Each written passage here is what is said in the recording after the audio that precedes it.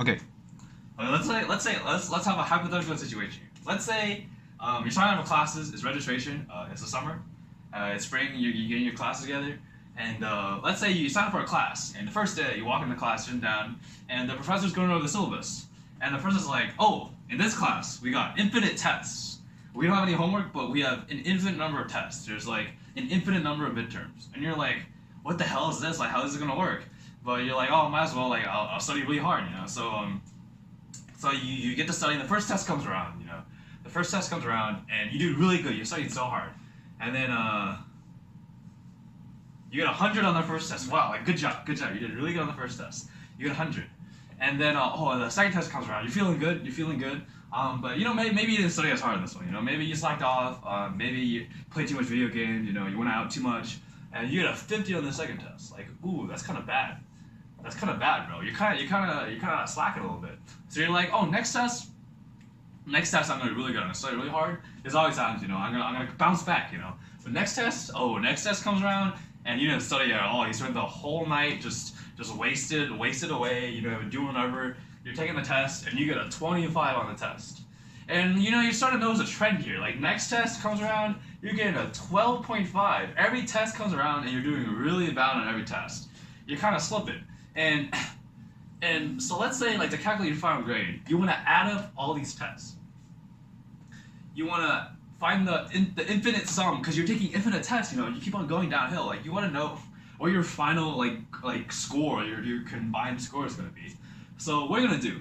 Like, first of all, you might notice a pattern here. You're kind of having it every time. Every time you take a test, you're getting like a little bit worse and worse.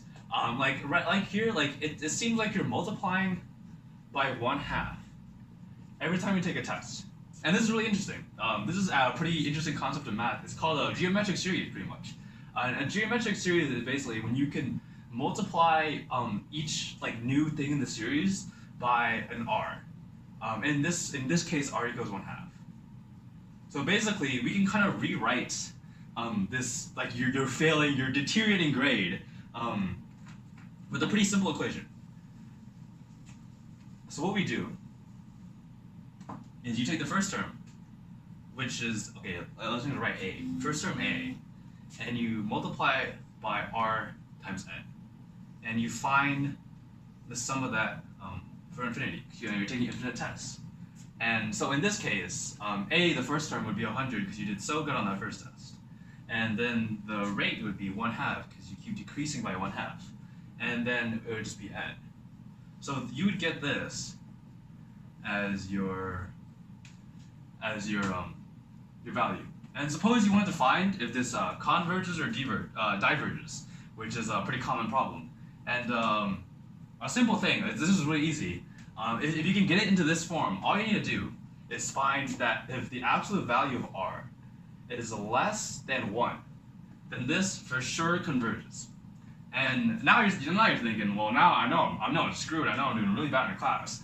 But what is like my final grade in the class? Like I'm taking infinite tests, right? Like how can I get a final grade? Well, it turns out you can't. All you do is use this simple formula.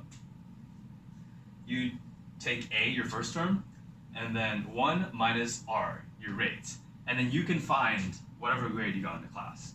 So let's apply to this. So a would be 100. So you take a, and then you put 100. And then 1 minus, and your rate is 1/2. So 100 minus 1 minus 1/2. And that just equals 100 minus 1/2. And that equals, I'm going to write it, bro, this is right over here. And then you get 200. And you box that in, don't let it escape. And that's pretty much it. You're going to get a 200 out of infinity in the class.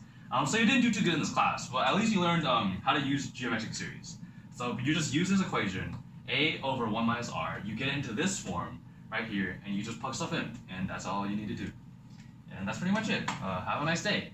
Thank you for watching.